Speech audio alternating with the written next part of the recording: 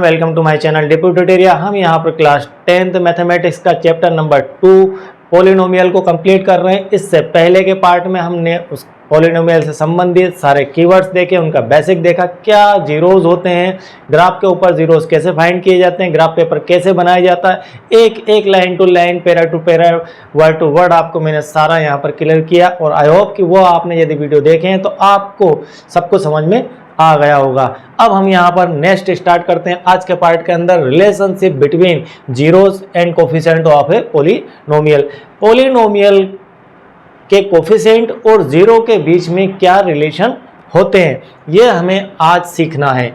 सबसे पहले इनके मीनिंग क्लियर कर लेते हैं। हम जीरोस को देख चुके हैं कि जीरोस क्या होते हैं।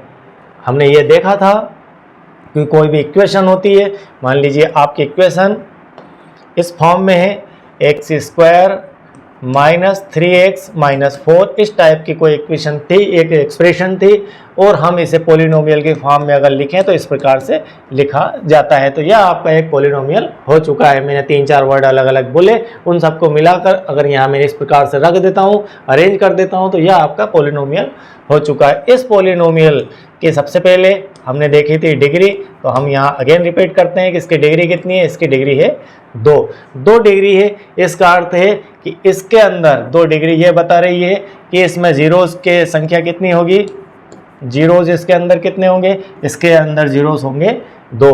तो इस प्रकार से आप किसी भी पॉलिनोमियल को देखकर बता सकते हैं कि उसके जीरोस कितने प्राप्त होंगे। और नंबर 3 बात कि जिसकी डिग्री 2 होती है उसे हम कौन सा पॉलिनोमियल कहते हैं, उसे हम कहते हैं क्वाड्रिक पॉलिनोमियल कहते हैं। तो यहाँ पर अभी हम जो चर्चा करेंगे वो क्वाड्रिक पॉलिनोमियल और क्यूबिक पॉलिनोमियल की चर्चा करेंगे। अब यहाँ पर ये कुछ वर्ड हैं जो हम क्लियर कर चुके थे। अब हमारा नेक्स्ट वर्ड आता है कोफिशिएंट। कोफिशिएंट देखते हैं क्या होता है। ये आपकी जो इक्वेशन, ये आपकी जो पॉलिनोमियल दी है, इस पॉलिनोमियल के अंदर हम देख पा रहे हैं कि एक्स स्क्वायर, हम इसे अगर थोड़ा सा एक्सप्रेस करके लिखें, मतलब हम इसे थोड़ा सा डिटेल में लिखें, तो डिटेल में हम इस प्रकार से इसे लिख सकते हैं। कुछ ज़्यादा जगह बनाकर लिख लेते हैं, P X equal to 1x square, इस प्रकार से आप इसे लिख सकते हैं। 1 इंटू एक्स स्क्वायर माइनस, अब यहाँ पर प्लस -3 और x और प्लस -4, इस प्रकार से आप इसे पढ़ सकते हैं। क्या पढ़ रहे हैं आप इसे? आप पढ़ रहे हैं कि यहाँ एक्स स्क्वायर है और उसके मल्टीप्लाई में 1 है, यहाँ पर -3 है और उसके मल्टीप्लाई में x है, और यहाँ पर -4 है। और यह एक पॉलिनोमियल का स्टैंडर्ड फॉर्म होता है। स्टैंडर्ड फॉर्म में पॉलिनोमियल की सबसे पहले यहाँ पर होता है an, और यहाँ एक्स एन होता है, an x to the power n होता है। उसके बाद प्लस an-1 होता है, n-1 होता है, और x to the power n-1 होता है, और प्लस an-2 होता है, और x n-2 की पावर होती है। इस प्रकार से हम बढ़ते हुए जाते हैं और लास्ट में हमें कांस्टेंट मिलता है, और यह वाला टर्म आपका जीरो नहीं होना चाहिए। तो इस प्रकार से हमने किसी भी पॉलिनोमियल की स्टैंडर्ड फॉर्म को देखा था कि सबसे बड़ी आपकी पावर होती है। सबसे बड़ी पावर का अर्थ है कि डिग्री वाली टर्म आपकी सबसे पहले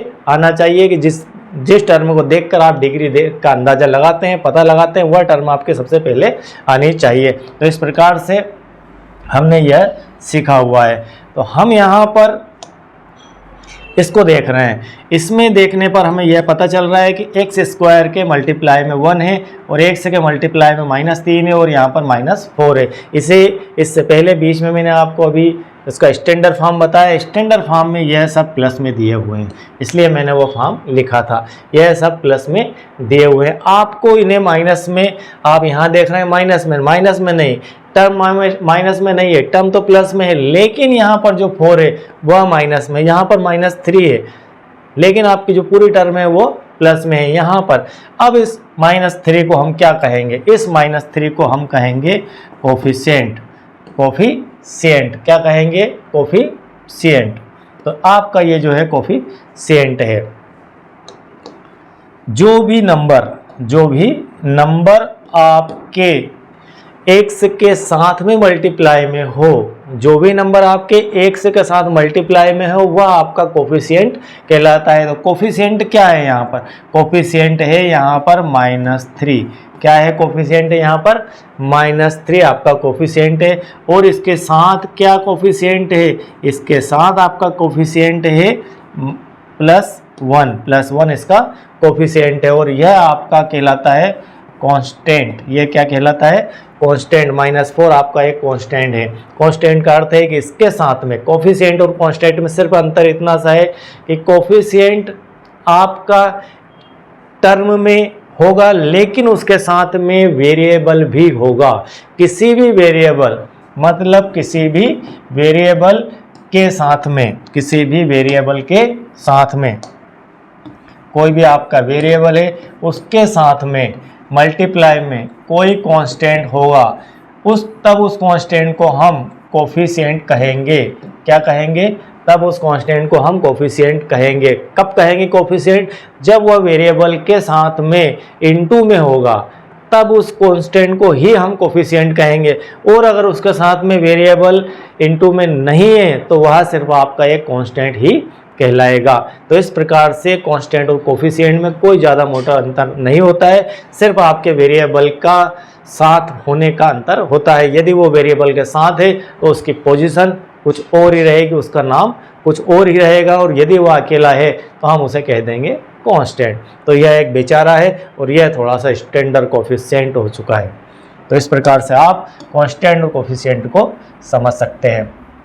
तो यहाँ पर ये वर्ड यूज़ होने वाले हैं, कांस्टेंट और कोफिशिएंट। हमने इसको क्लियर कर लिया है। उसके बाद एक और चीज़ यहाँ पर है, डिग्री। एक्स स्क्वायर यहाँ पर लिखा हुआ है तो स्क्वायर लिखा हुआ है तो यहाँ पर यह इसकी डिग्री है। यहाँ पर स्क्वायर है, इसका अर्थ यह इसकी डिग्री है। यहाँ x के साथ -3 लिखा हुआ, यह इसका कोफिशिएंट है। x के साथ यहाँ पर इंटू में 1 है, यह इसका कोफिशिएंट है। तो इसे कोफिशिएंट कहते हैं। इसके बाद जीरोस हम समझ चुके हैं कि जीरोस जितने डिग्री होती है उतने ही जीरोस होते हैं। तो यहाँ पर polynomial alpha and beta are the zeros of the quadratic polynomial. Quadratic polynomial का स्टैंडर्ड फॉर्म होता है, स्टैंडर्ड फॉर्म दिया है ax² + bx + c, ax² + bx + c। यहाँ पर एक स्टैंडर्ड फॉर्म दिया है ax² + bx + c। यह हमारा क्वाड्रिक पॉलिनोमियल है जिसको स्टैंडर्ड फॉर्म में हम लिखते हैं। क्या लिखते हैं? ax² + bx + c के प्रकार में लिखा जाता है, जहाँ पर अनिवार्यता a ≠ 0 होना चाहिए। a ≠ 0 होना चाहिए। यदि a की वैल्यू 0 हो जाती है तो ये टर्म ही आपका ख़त्म हो जाएगा। और ये टर्म अगर ख़त्म हो गया तो आपका यह क्वाड्रिक बचेगा ही नहीं, क्योंकि क्वाड्रिक की पहचान ही x⁴ है। यदि x⁴ ही ख़त्म हो गया तो फिर ये क्वाड्रिक नहीं बचेगा और तब इसके पॉलिनोमियल भी के जीरोस भी 2 नहीं आएंगे। इसलिए इस टर्म का जिंदा होना बहुत ज़रूरी है। इसलिए हमने वहाँ पर टर्म्स एंड कंडीशन में लिख दिया है a ≠ 0 होना चाहिए। अब आगे बढ़ते हैं। अब उसके जो पॉलिनोमियल है के पॉलिनोमियल की यदि जीरोस हैं, क्या जीरोस है? अल्फा और बीटा। इसके 2 पॉलिनोमियल होंगे px के, वो क्या क्या होंगे? एक अल्फा और एक बीटा है। इसे मान लीजिए एक अल्फा है और एक बीटा है। तो यहाँ अल्फा एंड बीटा, तो अल्फा और बीटा उसके 2 जीरोस हैं। किसके जीरोस हैं? इस इक्वेशन के। इक्वेशन हमारी है, यह पॉलिनोमियल है ax² + bx + c, ax² + bx + c के जीरोस हैं। हम इसे थोड़ा सा और डिटेल में समझते हैं, क्योंकि बहुत ही ज़रूरी है यह और IMP है हमारा है। या ax² + bx + c और यह आपका है px। यह आपका दिया हुआ है पॉलिनोमियल, क्वाड्रिक पॉलिनोमियल। और इस अल्फा और बीटा इसके जीरोस हैं। इसके जीरोस दिए हैं, क्या है? Alpha and beta. Alpha and beta इसके जीरोस है। इसका अर्थ ये है कि इसके अंदर, इस पॉलिनोमियल के फंक्शन में इधर वाले x के, इसके अंदर जहाँ जहाँ x है वहाँ पर यदि अल्फा पुट करेंगे तो इसकी वैल्यू 0 आ जाएगी, और यदि बीटा पुट करेंगे तो भी इसकी वैल्यू 0 आ जाएगी। यह हमारा 0 का मीनिंग होता है। तो यहाँ पर आगे कह रहा है आपको सीधा सीधा फार्मूला याद रखना है, इसका यूज़ होगा सीधे सीधे alpha plus beta. Alpha plus beta मतलब जो इसके जीरोस आएंगे उन दोनों को यदि सम कर दिया जाए, किसका, अल्फ़ा प्लस बीटा, दोनों जो जीरोस निकलेंगे इसके उन जीरोस का यदि सम कर दिया जाए तो हमें प्राप्त होता है -b/a। आपको यह याद करना ही है, आपको यह फार्मूला याद रखना है और करना है। Alpha plus beta some of the zero, आपको सिर्फ इतना याद रखना है, ज़्यादा आप याद ना रखें। अल्फ़ा प्लस बीटा मतलब आप sum of zeros quadratic equation के संबंध में alpha plus beta equal to -b/a। तो -b/a क्या इंडिकेट कर रहा है यहाँ पर, -b/a, -b मतलब ये वाला पार्ट, ये वाला पार्ट, ये आपका पार्ट b की बात चल रही है। तो यहाँ पर b, यहाँ पर तो b आपका सिंगल है, ये प्लस में है, तो आप इसे लिख सकते हैं यहाँ पर कोफिशिएंट x, और वो भी कैसा, माइनस में, कोफिशिएंट ऑफ x। मतलब आप देखिए किसी x के साथ में क्या मल्टीप्लाई में है, x के साथ मल्टीप्लाई में क्या है, x के साथ मल्टीप्लाई में है। थोड़ा सा इसे फिर से लिख देते हैं, आपको थोड़ी देखने में सुविधा हो जाएगी। X square plus b x plus सी।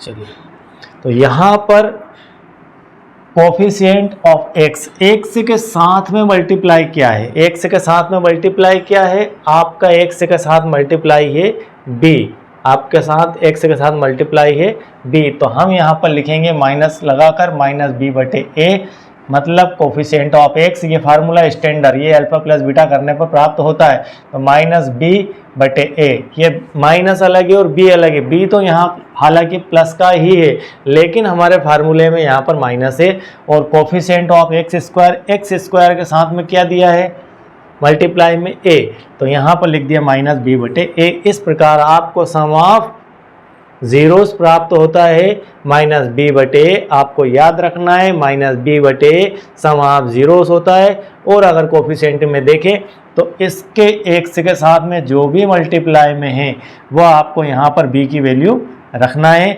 और x स्क्वायर के साथ जो भी है मल्टीप्लाई में उसे आप a की वैल्यू के रूप में रखेंगे। नेक्स्ट है इसका प्रोडक्ट ऑफ जीरोस, मतलब आप जीरोस का अगर प्रोडक्ट करें, अल्फ़ा इंटू बीटा करें, अल्फ़ा इंटू बीटा करें, तब आपको c/a प्राप्त होता है। और c क्या है, c आपका है कांस्टेंट टर्म, c आपकी लास्ट टर्म आपको लिखी जाएगी। इस प्रकार से आप इसे लिख सकते हैं और यहाँ लिखी ही जाती है। आप इसको ऐसा नहीं लिख सकते हैं, कैसा नहीं लिख सकते हैं, px को आप इसको ऐसा बिल्कुल नहीं लिख सकते कि bx plus ax square plus c, ऐसा नहीं लिख सकते हैं। लिखने के भी अपने तरीके होते हैं। हमेशा लिखने में पॉलिनोमियल के अंदर आप इसे घटते हुए क्रम में लिखेंगे, घातों के घटते, पावर के घटते क्रम में ही लिखेंगे और उसी क्रम में इसे पढ़ा जाएगा, तभी जाके यहाँ आप पहुँच पाएंगे। अदरवाइज अगर ऐसा कुछ लिखा है तो आपको इसे सीधा करना होगा और उसके बाद आप इससे मिलान करेंगे। तो c/a मतलब आपको कांस्टेंट टर्म आपकी c हो गई, और अपान a में कोफिशिएंट ऑफ x स्क्वायर का कोफिशिएंट। कुल मिलाकर आपको ये याद रखना है कि sum of zeros -b/a, alpha into beta, product of zeros c/a, ये हमारा स्टैंडर्ड फार्मूला बन जाता है और इसका जगह जगह यूज़ किया जाएगा। और क्वाड्रिक इक्वेशन जो हमारी आएगी उसके अंदर इसका बहुत ज़्यादा मात्रा में हम यूज़ करेंगे। चलिए, alpha and beta and Y gamma are the zeros of the cubic polynomial. अगर आपको ये तो हुआ हमारा क्वाड्रिक का पार्ट, ये हुआ हमारा क्वाड्रिक का पार्ट। क्वाड्रिक है उसका अर्थ है कि हमारी जो इक्वेशन होगी वह हमारी 2 डिग्री की होगी, अधिकतम मैक्सिमम पावर उसकी 2 होगी। इसका अर्थ है उसमें जीरो की संख्या 2 होगी, वो 2 होगी अल्फा और बीटा। यदि इसकी जगह हम क्यूबिक पॉलिनोमियल ले लें, इसकी जगह हम क्यूबिक पॉलिनोमियल ले लें, क्यूबिक पॉलिनोमियल लेते हैं तब देखते हैं क्या होता है। क्यूबिक पॉलिनोमियल के अंदर हमारे पास मैक्सिमम डिग्री या मैक्सिमम पावर कितनी मिलेगी, हमें वहाँ पर मैक्सिमम पावर मिलेगी 3। और क्वाड्रिक पॉलिनोमियल के अंदर मैक्सिमम पावर मिलती है 2, तो इसके अंदर क्यूबिक के अंदर मिलेगी 3। तो जब 3 पावर मिलेगी, किस प्रकार से हमारी इक्वेशन होगी, यह इक्वेशन होगी इस टाइप की, और इसको हम px के फॉर्म में ऐसे लिख सकते हैं। यह हमारी px की फॉर्म में ax cube plus bx square plus cx plus d।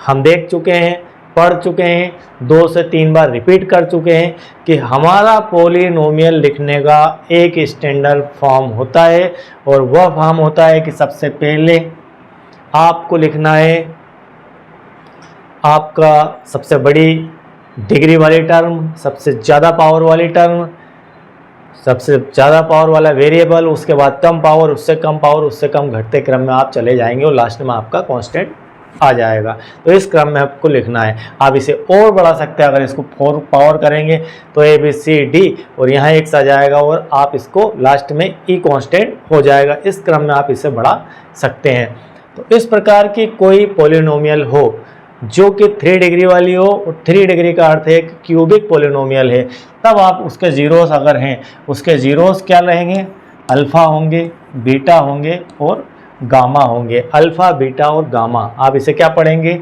इसे पढ़ेंगे गामा, इसे पढ़ेंगे गामा। यह आपका अल्फ़ा है, ये बीटा और ये गामा है। तो अल्फ़ा, बीटा और gamma the zeros of the cubic polynomial. आपका क्यूबिक पॉलिनोमियल ये दिया है। तब आपने जैसे क्वाड्रिक का देखा था, क्वाड्रिक का क्या देखा था, क्वाड्रिक में आपने देखा था, मैं इधर क्वाड्रिक का लिख देता हूँ, यहाँ आपका था x square plus b x plus c, यह आपका पी एक्स था। तब आपका alpha plus beta equal to था माइनस बी बटे ए, और alpha into beta equal to था सी बटे ए। इस प्रकार से था। अब यहाँ पर alpha plus beta plus gamma equal to minus B बटे ए, मतलब इसके प्लस में भी माइनस बी बटे है और इसके प्लस में भी माइनस बी बटे है। मतलब alpha plus beta plus gamma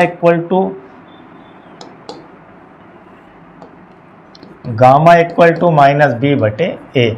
यह आपका एक फार्मूला तो दोनों के प्लस का सेम होता है कि सम ऑफ जीरोस चाहे क्यूबिक पॉलिनोमियल के विषय में हो, चाहे आप क्वाड्रिक पॉलिनोमियल को ले लें, आपके सम ऑफ जीरोस माइनस बी बटे ए ही फाइंड होना है, प्राप्त होना है, और यह इसका स्टैंडर्ड फार्मूला है। अब आगे बढ़ते हैं हम। अल्फ़ा इंटू बीटा, यहाँ अभी हमने इसमें देखा था अल्फ़ा इंटू बीटा, मतलब दोनों पॉलिनोमियल का प्रोडक्ट, दोनों जीरोस का प्रोडक्ट। तो अब यहाँ पर हमारे पास 3 जीरोस हैं। अल्फ़ा इंटू बीटा अलग है, बीटा इंटू गामा अलग है, और गामा इंटू अल्फ़ा अलग है। तो गामा इंटू अल्फ़ा ये हो गया, तीनों अलग अलग है। अब इनका अगर हम सम करें, तीनों प्रोडक्ट का सम, अभी हमने यहाँ प्रोडक्ट किया था सिर्फ, अब हम तीनों प्रोडक्ट का यहाँ पर सम कर रहे हैं, तो आ रहा है सी बटे ए, जो कि इसके जैसा ही है। मतलब 2 टर्म हमारी यहाँ पर सेम आ चुकी है, और तीसरी टर्म जो है वह अलग है, वह है alpha into beta into gamma, तीनों का आपस में मल्टीप्लाई या प्रोडक्ट, तो वह आएगा आपका माइनस डी बटे ए। यह आपको याद रखना है, यह आपको याद रखना है। इस प्रकार से होता है, यह आप स्टैंडर्ड स्वरूप इसका होता है। यह एक जनरल फार्मूला बन चुका है। क्या बन चुका है, number 1 formula, number 2, number 3, number 4 और नंबर 5। ये 5 फार्मूले आपको यहाँ से याद रखना है। बाकी कोफिशिएंट वगैरह तो आपके निकल कर आ ही जाएंगे। यहाँ पर ए लिखा है, आप देख सकते हैं। अगर कोफिशिएंट में लिखना चाहें तो यहाँ पर ए है, यहाँ पर ए है, मतलब ये सीधा सीधा क्या है, कोफिशिएंट ऑफ एक्स स्क्वायर है। ए है, इसका अर्थ है कोफिशिएंट ऑफ एक्स स्क्वायर, और ऊपर जो है वह लिखा है माइनस बी की टर्म ये है कोफिशिएंट ऑफ एक्स स्क्वायर। यहाँ पर कोफिशिएंट ऑफ एक्स लिखा है, और यहाँ पर कोफिशिएंट ऑफ कांस्टेंट है, ये कांस्टेंट है, डी आपका कांस्टेंट है, ये कोफिशिएंट ऑफ एक्स स्क्वायर या कोफिशिएंट ऑफ एक्स क्यूब। और इस प्रकार से जैसा यहाँ लिखा था वैसे ही यहाँ पर आप इसे लिख सकते हैं और पढ़ सकते हैं। तो यह हमारा relation between zero and coefficient का था, बहुत ही ईजी है। समझ में आ गया होगा आपको, और प्रैक्टिस में भी बार बार आएगा, कई बार आएगा, तो यह सारी चीज़ें एकदम क्लियर हो जाएगी। आपको कुल मिलाकर ये फार्मूले याद रखना है। कैसे याद करेंगे? Alpha plus beta equal to minus B बटे alpha into beta equal to c बटे alpha plus beta plus gamma equal to minus B बटे alpha into beta plus beta into gamma plus gamma into beta equal to minus c बटे a, और यहाँ पर alpha into beta into gamma equal to minus d बटे a. तो यहाँ पर एक जगह माइनस आएगा सिर्फ, ठीक है, यह इसके तीनों के इनटू में, और बाकी हमारा ये माइनस बी बटे और सी बटे सेम ही है। तो इस प्रकार से आप इसे याद रख सकते हैं और याद रखना भी होगा। तो इसका यूज़ कम होता है और इन दोनों फार्मूलों का यूज़ बहुत ज़्यादा किया जाता है। इसके ज़्यादा गहराई में जाने की आवश्यकता नहीं है, क्योंकि हमारे चैप्टर के अंदर इससे संबंध में कुछ भी नहीं पूछा जाता है। सिर्फ पूछा जाता है तो इन फार्मूलों के आधार पर एप्लीकेशन पूछी जाती है, क्वेश्चंस पूछे जाते हैं जिनको बनाना है हमें। चलिए हम हमारा नेक्स्ट क्वेश्चन देख लेते हैं, एग्जाम्पल नंबर 2, जो कि बहुत ही महत्वपूर्ण एग्जाम्पल है। कई बार इस एग्जाम्पल को एग्ज़ाम के अंदर पूछा गया है और इसके इर्द गिर्द आसपास एग्जाम्पल सेट करके वहाँ पर फिर पूछा जाता है। तो हम यहाँ पर समझ लेते हैं एग्जाम्पल नंबर 2। एग्जाम्पल नंबर 2 है हमारा, find the zeros of the quadric polynomial. हमें एक क्वाड्रिक पोलिनोमियल दिया है, क्या दिया है? X square plus 7x plus 10, यहाँ लिख देते हैं हम, x square plus 7x plus 10, ये एक क्या दिया है आपको?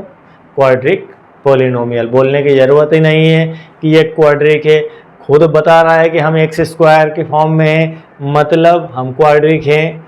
And verify the relationship between zeros and the coefficient. आपको जीरोस और कोफिशिएंट के बीच में रिलेशन यहाँ पर स्थापित करना है, बताना है। ठीक है, चलिए अब यहाँ से रियल जितना हमने पढ़ा है, जितना स्टडी हमने किया है, जितना लेक्चर में हमने देखा है, समझा है, उसको यूज़ करने का समय अब आ चुका है। उन सारे टूल्स को हमें यहाँ पर लगाना है। वे हमने टूल्स अभी तैयार किए थे, उनमें धार वार लगा के और रख लिए हैं सारे टूल्स मैथमेटिक के। अब हम उनका यूज़ करेंगे यहाँ पर।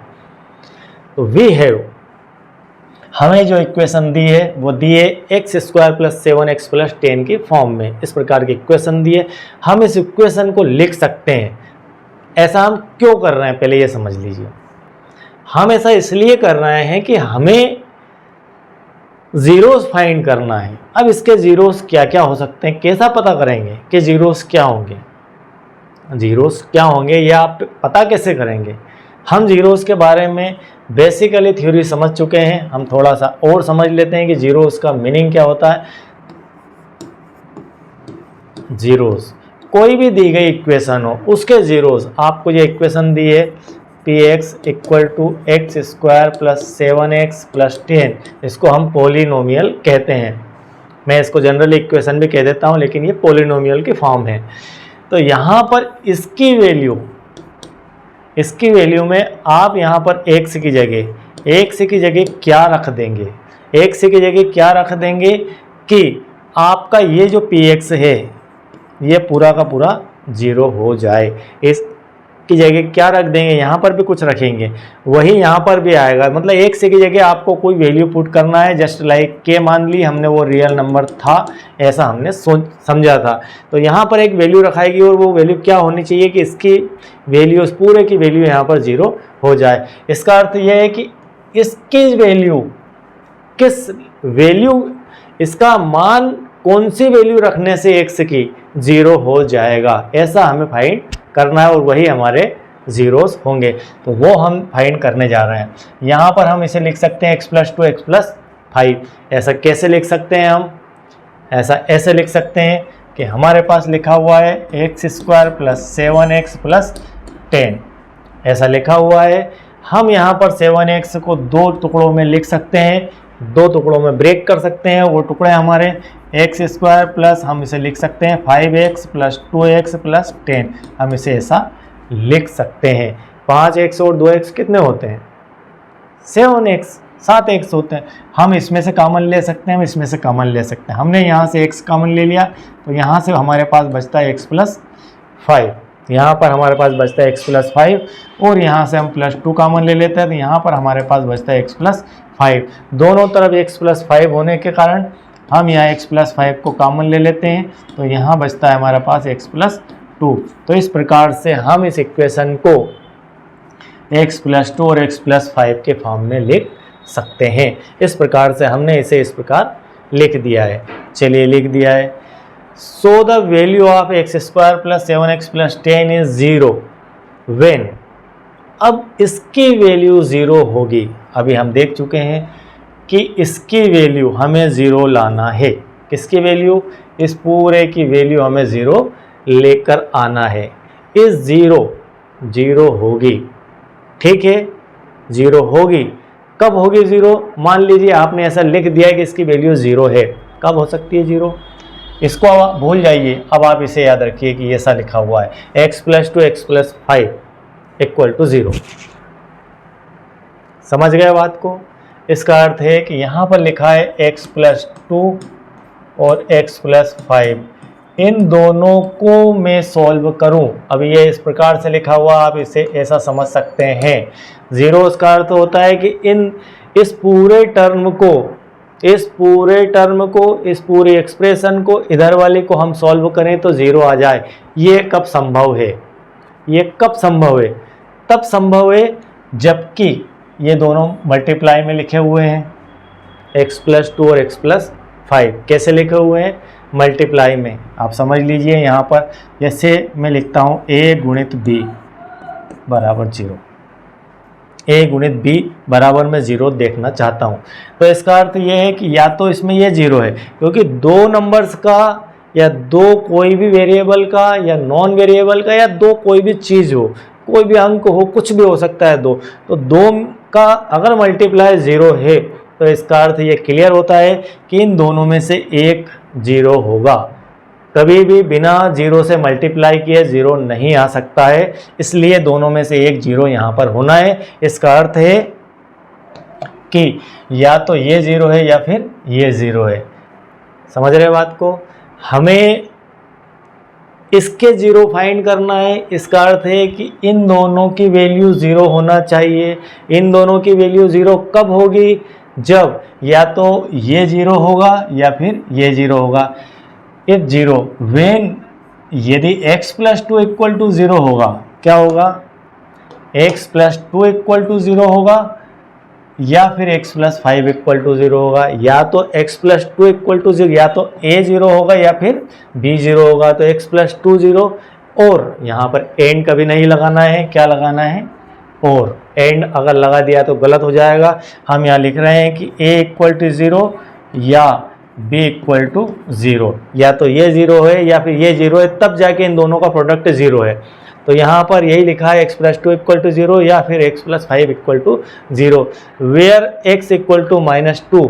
यदि आप x प्लस 2 इक्वल टू 0 लेते हैं, चलिए थोड़ा सा और मैं वहाँ पर इसे एक्सप्लेन कर देता हूँ। यहाँ पर कर देते हैं एक्सप्लेन। आप इसको थोड़ा सा और गहराई में ले जाकर समझिए। यदि व्हेन लिखा हुआ है, when x plus 2 equal to 0, x plus 2 equal to 0, हम यहाँ ऐसा चल रहे थे x प्लस 2 इक्वल टू 0 और x प्लस 5 इक्वल टू 0। ये हमारा दो अलग अलग विषय हो गया था। या तो ये 0 है या फिर ये 0 है, तब जाके इन दोनों का प्रोडक्ट 0 आ सकता है फाइनली। यदि हम इसको दो पार्ट में करते हैं, यदि हम लिखेंगे यहाँ पर when x plus 2 equal to 0 होगा, तब x इक्वल टू -2 होगा। और व्हेन, जब x प्लस 5 को मैं 0 मान लेता हूँ, मान लीजिए, तो x प्लस 5 इक्वल टू 0, तो x इक्वल टू हो जाएगा -5। तो इस प्रकार से दो हमारे पास आंसर आ जाएंगे, x -2 और x -5। यही वो जीरोज़ हैं, यही वो ज़ीरोज़ हैं जिनकी वैल्यू इसके अंदर रखने पर ये टर्म पूरी की पूरी 0 हो जाएगी। ठीक है, सम ऑफ जीरोस। उसके बाद हम कहाँ पहुँच गए? जीरोस फाइंड करने पे। हम पहले जीरोस को फाइंड कर चुके हैं। जीरोस को फाइंड करने के लिए आपको इन शब्दों को वैसा का वैसा ही लिखना है। इसमें आपको और की जगह एंड भी नहीं लिखना है, वेन की जगह और कुछ भी नहीं लिखना है, जो लिखा हुआ है उससे कम और उससे ज़्यादा कुछ भी नहीं लिखना है। ये अगर आप इसमें कोई संशोधन करेंगे तो वो आप निश्चित ही उसका अर्थ बदल देंगे, उसका यह अर्थ बदल जाएगा। तो हम यहाँ पर पहुँच चुके हैं कहाँ कि x की वैल्यू हमारे पास -2 और -5 आ चुकी है। वो जनरली x की वैल्यू नहीं है, वह वैल्यू है हमारी जीरोस की, वह वैल्यू है हमारी जीरोस की। इसके दो जीरोस आ चुके हैं, -2 और -5। इसके लिए, इस पोलिनोमियल के लिए हमारे जीरोस मिले हैं -2 और 5। इसका अर्थ ये बता रहा है कि आप x² + 7x + 10 के अंदर यदि -2 रखेंगे इसमें x की जगह, तो यह पूरी टर्म 0 हो जाएगी, या फिर आप -5 रखेंगे तो भी यह पूरी टर्म 0 हो जाएगी। तब हम इन दोनों को इसके लिए 0 कहेंगे। ठीक है, अब हम इसका रिलेशनशिप, क्या क्वेश्चन में कहा गया है, रिलेशनशिप बना देते हैं। सम ऑफ जीरोस, जो जीरोस आए हैं उनका सम कर देते हैं। चूंकि यह हमारी इक्वेशन क्वाड्रिक थी तो हम इसे देखते हैं अल्फा प्लस बीटा के फॉर्म में। तो अल्फा प्लस बीटा, अल्फा की वैल्यू हमारे पास मान लीजिए -2 है और बीटा की वैल्यू है -5। तो यहाँ -2 -5 दोनों को ऐड किया तो यहाँ पर आता है -7। यह आ चुका है -7। हम -7 को किस हिसाब से लिख सकते हैं? हम लिख सकते हैं -7/1। 1 हमारी ओर से हमें लगाना ही होगा क्योंकि कोफिशिएंट हो हमें बताना है। हम -7 को यहाँ पर कहाँ देखते हैं? इस इक्वेशन के अंदर। इस इक्वेशन के अंदर आप -7 को कहाँ देखते हैं? यह इक्वेशन आपकी हम यहाँ पर लिख देते हैं। यह आपकी इक्वेशन x² + 7x + 10 है। ठीक है, आप इसके अंदर देखो -7 कहाँ पर है? यहाँ तो +7 है। तो +7 है तो अब हमें क्या करना है? हमें क्या करना है? हम यहाँ पर माइनस और 7, माइनस और ब्रैकेट के अंदर 7, माइनस बाहर ब्रैकेट के अंदर 7। आप इसे ऐसा भी लिख सकते हैं, माइनस बाहर और 7 अंदर। ठीक है, ठीक ठीक। तो यहाँ पर 7 क्या है? 7 x के साथ में है, मतलब कोफिशिएंट ऑफ x। हम सिर्फ 7 को देख रहे हैं, इस 7 को देख रहे हैं। इस 7 का अर्थ है, यह 7 कौन है? यह 7 है कोफिशिएंट ऑफ x। उसके बाद 1 कौन है? x² के साथ मल्टीप्लाई में क्या है? 1 है। तो कोफिशिएंट ऑफ x स्क्वायर हमारा 1 है। इस प्रकार आप सम ऑफ जीरोस लिख सकते हैं। इसके बाद प्रोडक्ट ऑफ जीरोस, मतलब अल्फा इंटू बीटा बराबर -2 का -5 से मल्टीप्लाई हुआ तो यहाँ माइनस माइनस प्लस होकर 10 और अपान में 1। अब 10 कौन है? यहाँ पर 10 क्या है? कांस्टेंट टर्म है, तो हम लिख दिया कांस्टेंट टर्म है। और 1 क्या है? 1 यहाँ पर है x² के साथ जो मल्टीप्लाई है उसे कहेंगे कोफिशिएंट। तो कोफिशिएंट ऑफ x²। इस प्रकार आप इसे भी लिख सकते हैं। कुल मिलाकर यह सब तो इजी है लिखना। मेन चीज जो बात है वह है जीरोस की। ऐसी एक अलग प्रकार की परिकल्पना है जीरोस की, अलग प्रकार का विषय है जीरोस, जो होगा बाद में, लेकिन आपको सोचना उसे पहले है। होगा बाद में, सोचना पहले कि ऐसा करने से ऐसा हो जाएगा, तो वैसा जिसके कारण ऐसा हुआ होगा वह हमारा जीरोस है, वहाँ पर यह कहा जा रहा है। तो यहाँ पर यह फाइनली आपका एग्जाम्पल नंबर 2 हो चुका है। फिर एक बार अगेन इसे रिपीट कर देते हैं जीरोस को। जीरोस आपको लगभग मुझे लगता है समझ में आ गया होगा, लेकिन थोड़ा सा और इसे हम बता देते हैं कि क्या है। मैं आपको 4 से 6 बार बता चुका हूँ, एक बार और बताने जा रहा हूँ। आपके पास कोई क्वाड्रिक इक्वेशन है, आप थोड़ा सा ऐसा ध्यान, x² + bx + c, यह आपका पोलिनोमियल है और आप इसे लिखते हैं px के लिए। इस पोलिनोमियल में ये वाला जो पार्ट है, इसके अंदर मैं x की क्या वैल्यू रखूं जो इसे 0 कर दे? क्या वैल्यू रखूं कि इसे 0 कर दे? वही मेरा 0 है, वही मेरा 0 है, वही मेरे जीरोज हैं, वही मेरे जीरोज है, वही मेरा 0 है। तो आपकी अगर इक्वेशन 2 डिग्री की है तो जीरोस की संख्या भी यहाँ पर 2 आएगी, यहाँ 3 की है तो जीरोस की संख्या भी 3 आएगी। तो हम यहाँ पर बस इतना ही कॉन्सेप्ट समझ रहे हैं कि क्या इसके अंदर रख दें, तो वो निकालने के लिए हमें ये सब कल्पना करनी पड़ेगी कि हम मान लीजिए हमने इसके अंदर यहाँ जीरो हो जाएगा, ये कब होगा जीरो, कब होगा ये जीरो। अब हम मान लिया हमने कि इसे जीरो हो जाएगा, ये कब होगा जीरो, जब इस प्रकार से हमने इसको ब्रेक किया और लिखा x+2 0 या फिर x+5 = 0 होगा, तब हमें बात पकड़ में आ गई और एक एक करके हमने इसके जीरोस फाइंड कर लिए। तो यह हमारा इस प्रकार का कॉन्सेप्ट है और बहुत ही बढ़िया कॉन्सेप्ट है मैथमेटिक्स का, और यह बहुत ही आसान है। तो चलिए इसके बाद नेक्स्ट एग्जाम्पल नंबर 3, हमारा एग्जाम्पल नंबर 3 देखते हैं। Find the zeros of the polynomial x² - 3 and verify the relationship between the zeros and the coefficient. पिछले एग्जाम्पल की तरह इस एग्जाम्पल के अंदर भी हमें जीरोस फाइंड करना है और रिलेशनशिप देखना है जीरोस और कोफिशिएंट के बीच में। तो चलिए स्टार्ट करते हैं। सॉल्यूशन इस प्रकार से आपका लिखा जाएगा, मैंने यहाँ पर लिखा हुआ रखा हुआ है आपके लिए, तो इसको आप समझ लीजिए कि किस प्रकार से इसे सॉल्व किया जाता है। Recall the identity a² - b² = a - b a + b using it. इसके अंदर इस प्रकार की एक फार्मूले की आवश्यकता है और इसे हम यहाँ पर यूज करेंगे। वी कैन राइट, उसे इस प्रकार से लिख सकते हैं। कैसे लिख सकते हैं हम थोड़ा सा देख लेते हैं। हमें यहाँ पर दिया है, जनरली हमारी जो इक्वेशन होती है वो इसका स्टैंडर्ड फॉर्म होता है ax² + bx + c। इस प्रकार का हमारा स्टैंडर्ड फॉर्म क्वाड्रिक इक्वेशन का होता है। तो क्वाड्रिक पोलिनोमियल जो होता है वो इस प्रकार से लिखा जाता है, क्वाड्रिक पोलिनोमियल इस प्रकार से लिखा जाता है और यह हमारा एक स्टैंडर्ड फार्मूला इसके लिए बना हुआ है। अब इस टर्म के इस पोलिनोमियल के अंदर हमें मिस क्या है, हमें मिसिंग किया हुआ है यह bx का पार्ट, हमें मिसिंग किया हुआ है bx का पार्ट -bx। तो यह bx हमें मिसिंग मिलता है, x² + bx। तो यह bx हमें यहाँ पर मिसिंग दिया हुआ है, तो हमें सिर्फ पार्ट दिया गया है इतना ax² + c वाला पार्ट दिया गया है। तो इससे हम इसका कंपैरिजन करते हैं। यहाँ पर x² - 3 दिया गया है, x² - 3 हमें क्वेश्चन में दिया गया है। अब हमें इसे इसके पोलिनोमियल के जीरोस फाइंड करना है।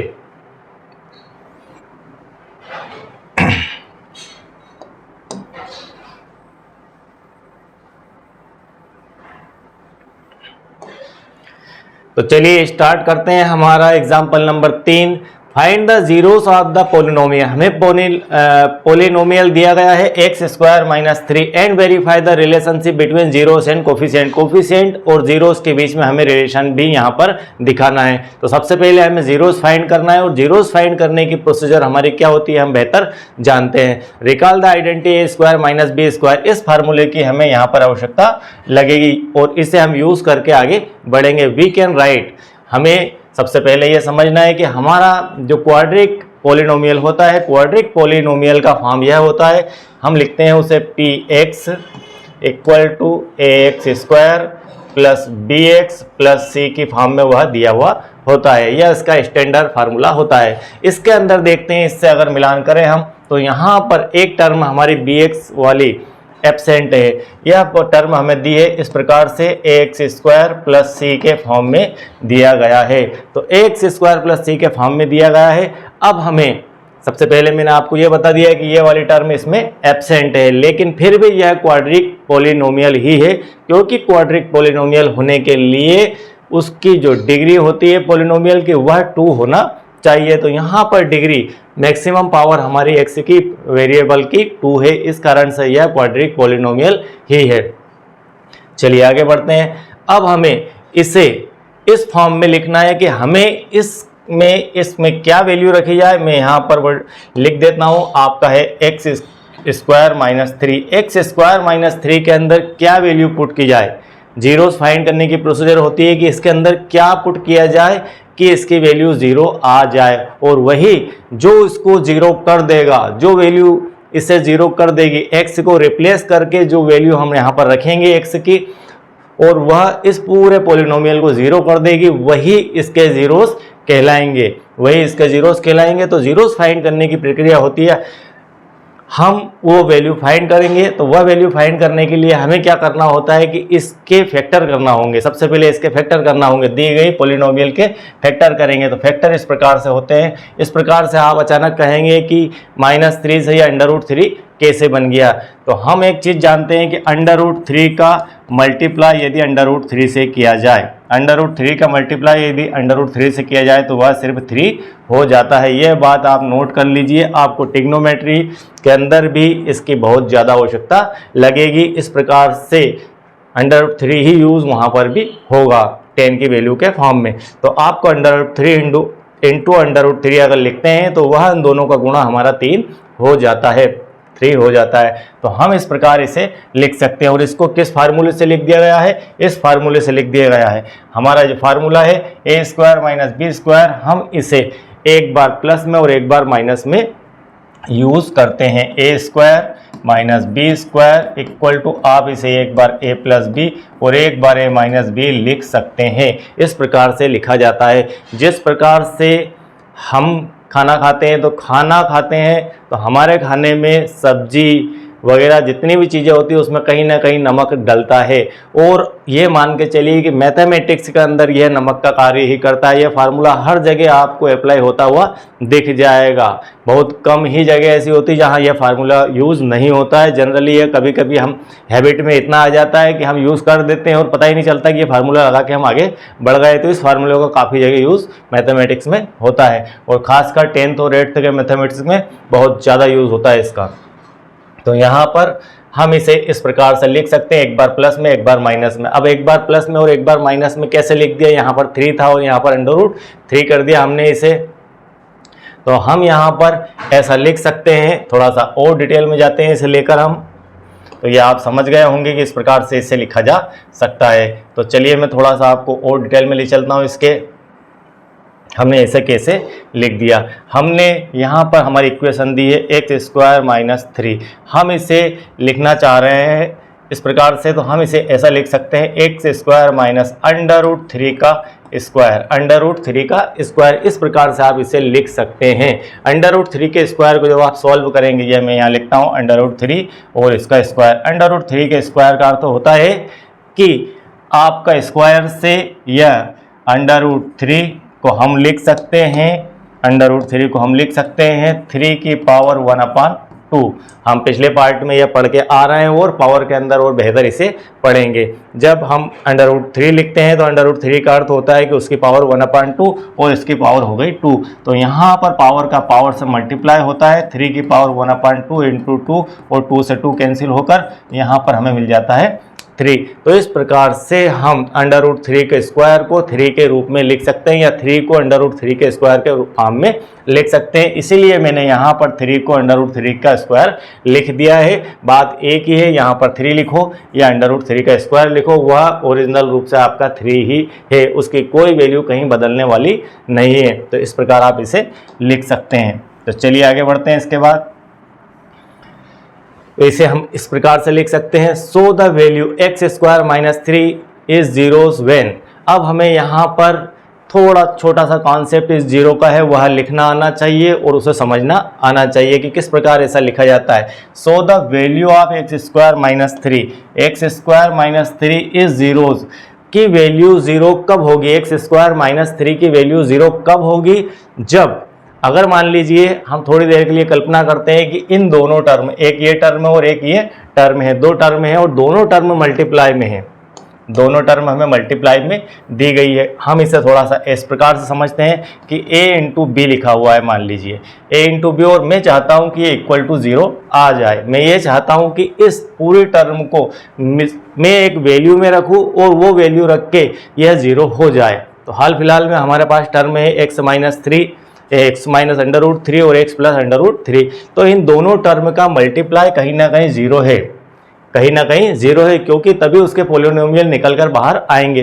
तो हम इसको थोड़ी देर के लिए मान लेते हैं कि इन दोनों टर्म का गुणा 0 है। यदि इन दोनों टर्म का 0 है, इसका अर्थ यह है कि a या तो a 0 है या फिर b यहाँ पर 0 है। किसी भी दो टर्म का मल्टीप्लाई जीरो तभी हो सकता है उसमें जब तक उसमें एक टर्म जीरो ना हो। तो यहाँ पर एक टर्म हमारी जीरो है, या तो यह जीरो है या फिर ये जीरो है, तभी इन दोनों का मल्टीप्लाई जीरो हो सकता है।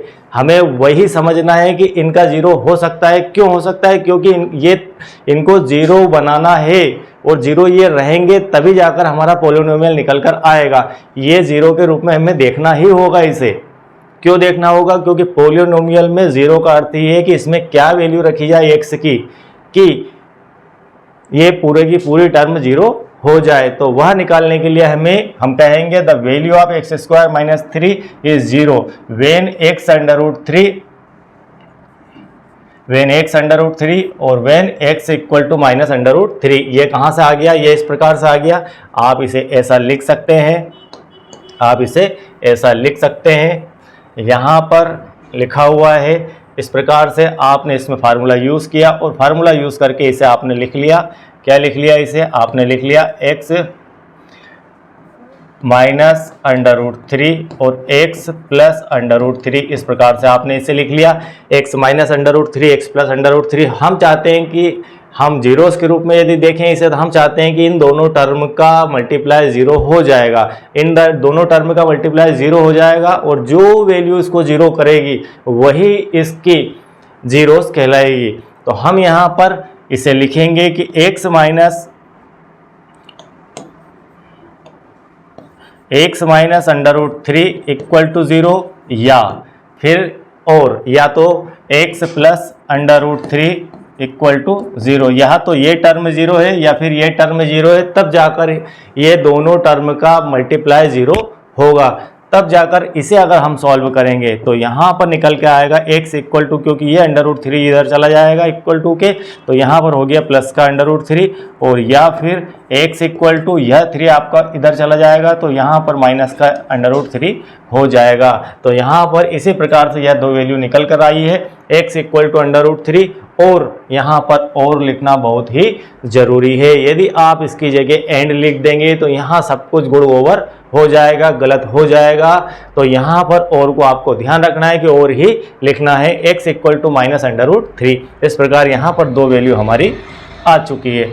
Therefore the zeros of X square minus 3 are, यहाँ पर हम फाइंड कर चुके हैं इस प्रकार से कि under root 3 and minus under root 3 ये दो वैल्यू है जो कि इस इक्वेशन के अंदर, इस पॉलिनोमियल की एक्सप्रेशन के अंदर अगर रखेंगे तो उसे जीरो कर देगी। हम यहाँ पर चेक भी करेंगे किस प्रकार से वह उसे जीरो कर देगा। तो यहाँ पर अगर आप चलिए माइनस प्लस अंडर रूट 3 रखते हैं तो प्लस अंडर रूट 3 से यह दोनों कैंसिल हो जाएंगे, और यह रखते हैं तो यहाँ भी कैंसिल हो जाएंगे। कुल मिलाकर यह कैंसिल होकर यह जीरो हो जाएगा, और जीरो होने के बाद उसका मल्टीप्लाई होगा इससे, तो यह भी जीरो हो जाएगा। तो आप कोई भी एक वैल्यू इसके अंदर पुट करेंगे तो वह पूरा का पूरा जीरो हो जाएगा। लेकिन उसे निकालने के लिए आपको ये तरीका अपनाना होगा, और यही पॉलिनोमियल का बेसिकली कॉन्सेप्ट बनता है। आगे हम बढ़ते हैं तो हमें निकालना है इसका रिलेशन कोफिशिएंट से। हमने अभी फाइंड कर लिया है इतने में कि किस प्रकार से हमारे जीरोस आए हैं, हमारे जीरोस आ चुके हैं। अब जीरोस आने के बाद हम कोफिशिएंट से इसका रिलेशन देखते हैं क्या होता है कोफिशिएंट से इसका रिलेशन। तो हम फाइनली यहाँ पर फाइंड कर चुके हैं अंडर रूट 3 और माइनस अंडर रूट 3। इस प्रकार दो हमारे आ चुके हैं। क्या आ चुके हैं? जीरोस आ चुके हैं। हमारे जीरोस हैं यहाँ पर, इसके एक ये है और एक ये है, ये दोनों जीरोस आ चुके हैं। अब हम देखते हैं कि हमारा जो फार्मूला होता है कोफिशिएंट के लिए वो है sum of zeros. Sum of zeros का अर्थ है, हमने फार्मूला पढ़ा था कि अल्फा इंटू बीटा, क्या पढ़ा था? Alpha into beta equal to minus B बटे ए होता है, और alpha into beta equal to c बटे ए होता है। इस प्रकार से हमारे पास कोफिशिएंट के लिए दो फार्मूले हैं, और यह है जीरोस की फॉर्म में कि जीरोस का योग और जीरोस का प्रोडक्ट। तो यहाँ पर सम ऑफ जीरोस करते हैं, हम दोनों जीरोस को जोड़ते हैं तो एक वैल्यू अल्फा की और एक ये बीटा की है। इन दोनों को हमने ऐड कर दिया, एक बार यहाँ पर प्लस और एक बार माइनस, दोनों को जब ऐड किया तो हमारे पास आ चुका है जीरो। कुल मिला के सम ऑफ जीरोस हमारा आता है जीरोस। सम ऑफ जीरोस का अर्थ है कि हम अल्फा की वैल्यू रखेंगे और बीटा की। अल्फा की वैल्यू हमारी ये है, अल्फा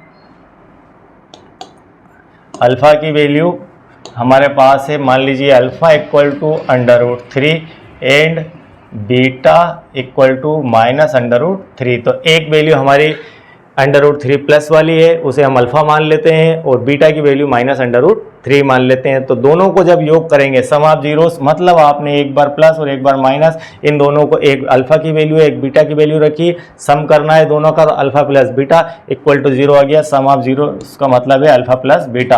अल्फ़ा और बीटा को जब जोड़ लगाया आपने, ऐड किया, तो यहाँ पर आ चुका है 0। अब हम देखते हैं कोफिशिएंट से इसे मिलाकर, तो यहाँ पर 0 आ चुका है, माइनस कोफिशिएंट ऑफ x। अब हमारी जो इक्वेशन है वह यह है, क्या है, x² - 3। x² - 3 को मैं लिखता हूँ x² माइनस, हमारा जो स्टैंडर्ड फॉर्म होता है वह यह होता है, उसके साथ इसकी तुलना करते हैं हम, ax² plus bx plus c। इससे अगर इसकी तुलना करें तो हमारे पास ये मिलता है x² और यह टर्म छूटी हुई है, और -3 यहाँ पर लिखा हुआ है, -3 यहाँ पर लिखा हुआ है, और यह टर्म हमारी एब्सेंट है। ठीक है, इस प्रकार से लिखा हुआ है। तो ये मान के चलिए यहाँ 0x लिखा हुआ है, क्या लिखा हुआ है, 0x। अगर इससे तुलना करें और इसको बेहतर रूप से लिखें हम, तो इस प्रकार से लिख सकते हैं x² प्लस 0x प्लस -3। इस प्रकार से इसे लिखा जा सकता है, यह आप देख सकते हैं। इसे देखिए आप, x² प्लस 0x प्लस -√3। अब आप कोफिशिएंट को देखिए, यहाँ पर 0 से मतलब minus coefficient of x। Coefficient of x मतलब x का कोफिशिएंट क्या है, यहाँ पर 0 है, x का कोफिशिएंट क्या है, 0 है, और कोफिशिएंट ऑफ x² क्या है, 1 है। तो हम इसके बटे में अगर यहाँ पर अपान में 1 लिख दें, अगर इसको 1 लिख दें तो भी वह 0 ही कहलाएगा। तो कोफिशिएंट ऑफ x और कोफिशिएंट ऑफ x², तो x² का कोफिशिएंट क्या है, यहाँ पर 1 है, इसके मल्टीपल में क्या है, 1 है। तो हम इसे इस प्रकार से लिख सकते हैं। तो ठीक है, इसके आगे बढ़ते हैं। चूंकि यहाँ पर माइनस है, तो माइनस का भी कोई मतलब नहीं रह जाता है, जब उससे 0 से मल्टीप्लाई वो हो जाएगा। कुल मिलाकर यह है कि इसकी वैल्यू चेंज नहीं हो रही, जो हम चाह रहे हैं वही वैल्यू यहाँ पर मिल रही है। अब प्रोडक्ट ऑफ 0, अब आपने क्या किया, अल्फ़ा इंटू बीटा किया। अल्फ़ा इंटू बीटा मतलब √3 का आपने -√3 से मल्टीप्लाई किया। जब आप इन दोनों का मल्टीप्लाई करेंगे तो √3 का मल्टीप्लाई √3 से होता है, तब हमें सिर्फ 3 प्राप्त होता है, और यहाँ पर हो जाएगा -3। तो ये आ चुका है आपका -3, और अपान में आप इसे 1 भी लिख सकते हैं। तो -3/1। अब -3 को देखते हैं, -3 कहाँ है, यहाँ पर -3 है कॉन्स्टेंट, -3 हमारा है कॉन्स्टेंट टर्म। तो हम यहाँ पर लिख देंगे कॉन्स्टेंट टर्म, और 1 क्या है, 1 हमारा है x² के का कोफिशिएंट। तो कोफिशिएंट ऑफ x² के मल्टीपल में क्या है, कुछ भी नहीं है, इसका अर्थ 1 है। तो इस प्रकार से हम इसे लिख सकते हैं, और यह इसका रिलेशन हो गया है। तो हमें यहाँ पर बेसिकली सिर्फ यही चेक करना होता है कि कहीं वैल्यू अलग तो नहीं आ रही। हम जनरली जो फार्मूला यूज़ करते हैं वो फार्मूला हमें पता है कि हम क्या यूज़ करते हैं। फार्मूला हमें पता है कि हम सम ऑफ द जीरोस को कोफिशिएंट के रूप में लिखते हैं, तो माइनस और ब्रैकेट के अंदर कोफिशिएंट ऑफ x, और यहाँ पर अपॉन में कोफिशिएंट ऑफ x², और प्रोडक्ट ऑफ जीरोस के लिए alpha into beta equal to coefficient term constant term लिखते हैं, अपन कोफिशिएंट ऑफ x² लिखते हैं। यहाँ पर कोफिशिएंट ऑफ x² दोनों में रहेगा, और एक में आपका x का कोफिशिएंट रहेगा और वही माइनस में, और एक में कांस्टेंट टर्म रहेगी। ये इसमें मोटा फर्क है, ये पिछले एग्जाम्पल में हम देख चुके हैं, और इसके बेसिक्स के अंदर भी ये सीख चुके हैं। तो इस प्रकार से आप इसे समझ सकते हैं और देख सकते हैं। आप चाहें तो इसका स्क्रीनशॉट ले लीजिए, एग्जाम्पल आपके बुक के अंदर दिया है, मैंने आपको सिर्फ यहाँ पर सॉल्व इसे करवाया है, और इसको वर्ड टू वर्ड आपको लिखना है, लेटर टू लेटर लिखना है, आपको कुछ भी इसमें चेंज नहीं करना है। तो चलिए आगे बढ़ते हैं। इसके बाद हम नेक्स्ट देखते हैं। नेक्स्ट हमारा है एग्जाम्पल नंबर 4, फाइंड ए क्वाड्रिक पोलिनोमियल। अब हमें पोलिनोमियल को फाइंड करना। अभी तक हमने पोलिनोमियल से जीरोस फाइंड किए थे, अब हमें पोलिनोमियल ही बनाना है, इसका अपोजिट करना है। The sum and the product of whose zeros are -3 and 2 respectively. तो यहाँ पर दिया गया है कि sum of zeros and product of zeros दोनों दिए हैं। तो सम ऑफ जीरोस का अर्थ है कि यहाँ पर हमें दिया गया है कि alpha plus beta equal to -3 और alpha into beta equal to 2। इस प्रकार से हमें क्वेश्चन के अंदर दिया गया है। तो हम यहाँ पर इसे ऐसा लिख सकते हैं, इसके अपान में 1, इसके अपान में 1 ऐसा लिख सकते हैं, बिल्कुल लिख सकते हैं इसके अपान में 1, क्योंकि अपान में कुछ नहीं दिया गया है तो 1 लिख सकते हैं। अब हमें यहाँ पर पता है कि इसकी वैल्यू क्या होती है -b/a और इसकी वैल्यू होती है c/a। अब आप इसकी तुलना कर दीजिए, अल्फ़ा इंटू बीटा और अल्फ़ा प्लस बीटा की वैल्यू दी है, मैंने उस वैल्यू को रख दी। और यहाँ पर जो फार्मूला हम जानते हैं, क्या फार्मूला है हमारा -b/a और अल्फ़ा इंटू बीटा का c/a। अब हम तुलना कर देते हैं, यहाँ पर ये बटे में है, इसके बटे में पूछनी है तो 1, इसके बटे में पूछनी है तो 1। इस हिसाब से अगर इसकी तुलना करके देखें तो b की वैल्यू क्या आती है, b की वैल्यू क्या आती है, तो यहाँ पर b की वैल्यू माइनस यहाँ पर है, माइनस यहाँ पर है, 3 यहाँ पर है, b यहाँ पर है, तो यहाँ पर b की वैल्यू क्या बनती है। अब आप खुद ही बता दीजिए कि b की वैल्यू क्या आएगी। b की वैल्यू यहाँ पर बनती है 3, b की वैल्यू बन जाएगी 3। चलिए ठीक है, a की वैल्यू यहाँ पर 1 है, a की वैल्यू यहाँ पर 1 है, तुलना करके देखें यहाँ पर तो 1 1 आता है, तो a की वैल्यू आ जाती है हमारे पास 1। इसके बाद बचता है हमारा c की वैल्यू क्या आएगी, तो c की वैल्यू यहाँ से तुलना करके देखिए, c की वैल्यू 2 है, a की वैल्यू 1 है, c की वैल्यू 2 है, तो c = 2 आ जाता है। तीनों वैल्यू हमने निकाल ली। ये क्वेश्चन बहुत ही IMP प्रश्न है। इस प्रकार के जनरली क्वेश्चन, इस प्रकार के क्या मैं कहूँ कि यही क्वेश्चन लगभग एग्जाम में रिपीट किया जाता है, किसी तरह से घुमा फिरा कर इस प्रकार का क्वेश्चन आपको दिया जाता है। और ऑब्जेक्टिव बेस्ड में या फिर 1 नंबर के क्वेश्चन में इस प्रकार के क्वेश्चन पूछे जाते हैं, और इसी में से लगभग आपको क्वेश्चन आता है ऑब्जेक्टिव का या फिर 2 नंबर का आता है। तो हम यहाँ पर इसे कंप्लीट कर लें, बहुत बेहतर तरीके से आप इसे समझ लीजिए। तो इस प्रकार से आप ABC की वैल्यू फाइंड कर लेंगे। ABC की वैल्यू जब फाइंड हो जाती है तो आपको कुछ नहीं करना, हमें एक इक्वेशन दी होती है कि स्टैंडर्ड फॉर्म मालूम है, ax² + bx + c, ये हमारा पोलिनोमियल का स्टैंडर्ड फॉर्म होता है क्वाड्रिक पोलिनोमियल के लिए।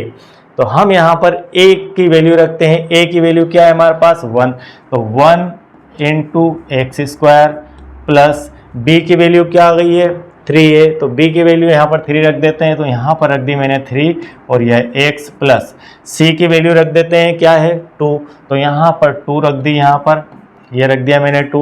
अब मैं ब्रैकेट क्यों लगा रहा हूँ बार बार, अब आप हैबिचुअल हो जाइए कि यहाँ पर आपको ब्रैकेट लगाना है, क्योंकि कभी कभी वैल्यू माइनस में भी आएगी और माइनस में आएगी तो आप कंफ्यूज हो जाएंगे कि हम क्या करें। हमें कुछ नहीं करना, वैल्यू उठाकर माइनस की हो तो माइनस में, प्लस की हो तो प्लस में, आप इस प्रकार से पुट कर दीजिए। इसके बाद थोड़ा सा इसको सिंप्लीफाई कर दीजिए, 1 का x² से मल्टीप्लाई करेंगे तो कोई फर्क नहीं आएगा और x² हो जाएगा, और माइनस प्लस और प्लस प्लस प्लस ही रहेगा, तो प्लस 3x और +2। तो इस प्रकार से आप पोलिनोमियल को फाइंड कर सकते हैं। तो हमने अभी दिए गए पोलिनोमियल, क्वाड्रिक पोलिनोमियल जो फाइंड करना, उसके पोलिनोमियल के जीरोस हमें दिए गए हैं, सॉरी प्रोडक्ट ऑफ जीरोस दिया गया और सम ऑफ जीरोस दिया गया, दोनों दिए गए हैं। तो हमें यहाँ पर दिया था सम ऑफ जीरोस -3 और प्रोडक्ट ऑफ जीरोस 2, तो हमने सम ऑफ जीरोस को 3 रखा और प्रोडक्ट ऑफ जीरोस को 2 रखा, और अपान में हमारे हिसाब से हम देखते हैं कि यहाँ पर -3 है तो अपान में कुछ चाहिए, तो कुछ चाहिए तो वहाँ पर कुछ नहीं है, इस कारण से हमने यहाँ पर 1 पुट कर लिया और 1 पुट करके कंपैरिजन किया -b/a और c/a से। कंपैरिजन में पता चला कि 3 की जगह b है और a की जगह 1 है और c की जगह 2 है और a के लिए 1 है। इस प्रकार से हमने वैल्यू फाइंड कर ली। वैल्यू फाइंड करने के बाद हमें यहाँ पर हम जानते हैं कि क्वाड्रिक पोलिनोमियल के लिए हमारा जो स्टैंडर्ड फार्मूला होता है वह x² + bx + c की फॉर्म में होता है। तब हम यहाँ पर a के लिए 1 पुट करते हैं, b के लिए 3 पुट करते हैं और c के लिए 2 पुट करते हैं, और हमें इस प्रकार से यह पोलिनोमियल मिल जाता है जो कि एक क्वाड्रिक पोलिनोमियल है। और यहाँ पर दिया भी गया था कि अगर आपसे यहाँ पर कहा जाए कि फाइंड ए पोलिनोमियल, आपको क्वाड्रिक यहाँ से हटा दिया जाए थोड़ी देर के लिए, अगर मैं क्वेश्चन बनाऊंगा अगले स्टेप का, तो ये कहूँगा फाइंड ए पोलिनोमियल, आप एक पोलिनोमियल फाइंड कीजिए जिसका सम आपको प्रोडक्ट दिया गया है और प्रोडक्ट सम दिया गया और प्रोडक्ट दिया गया है, और उसका नेम भी फाइंड कीजिए कि नेम भी बताइए कि क्या नेम है उस पोलिनोमियल का। तो यहाँ पर जब ये आपको इक्वेशन आएगी ये पोलिनोमियल की, तब आप जो है उसे देखकर बताएंगे कि यह एक क्वाड्रिक पोलिनोमियल है। तो इस प्रकार से आप देखकर पता कर सकते हैं कि यह कौन सा पोलिनोमियल है, और जीरोस का सम और प्रोडक्ट दिए जाने के बाद आप किस प्रोसीजर से उससे पॉलिनोमियल को फाइंड करेंगे। तो यहाँ पर हमारा एग्जाम्पल नंबर 4 कंप्लीट होता है।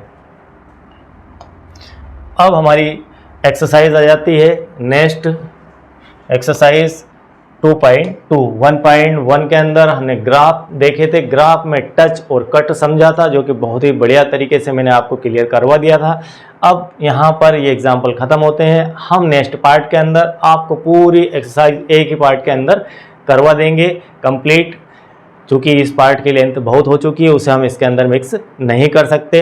तो आई होप कि जितना मैंने यहाँ पर आपको अभी बताया है पॉलिनोमियल के बारे में, वो सब आपको समझ में आ गया होगा। यदि आप चैनल के साथ नए जुड़े हैं, पहली बार मुझे देख रहे हैं, सुन रहे हैं, तो आप चैनल को लाइक कीजिए, सब्सक्राइब कीजिए। बार बार सब्सक्राइब नहीं करना है, सिर्फ सब्सक्राइब एक ही बार किया जाता है, यह आप भली भांति जानते हैं। तो आपने अभी तक यदि सब्सक्राइब नहीं किया है तो आप सब्सक्राइब भी कीजिए, लाइक कीजिए और अपने दोस्तों को शेयर कीजिए।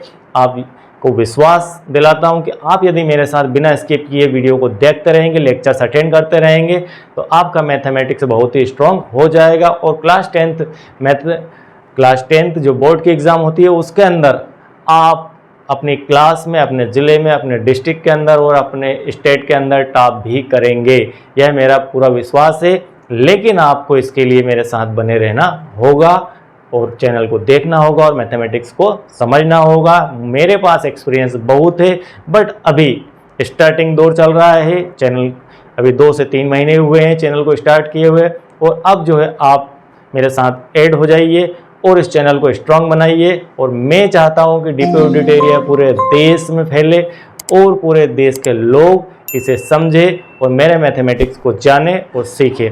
Thank you very much.